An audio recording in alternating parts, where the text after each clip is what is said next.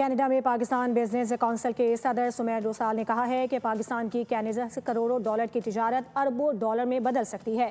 صرف سرسوں کے تیل کی تجارت سے 1 ارب ڈالر کمائے جا سکتے ہیں۔ پاکستان میں بیرک گولڈ کی واپسی عالمی سرمایہ کاروں کے لیے گیٹ وے ہے۔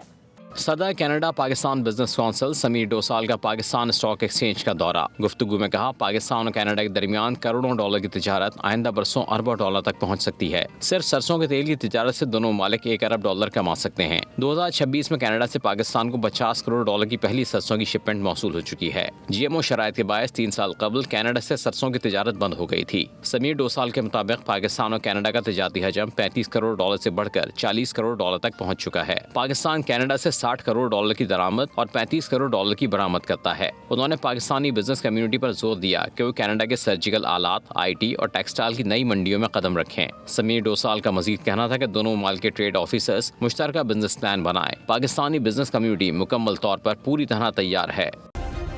سبسکرائب کریں اور بیل دبائیں تاکہ کوئی خبر رہ نہ جائے۔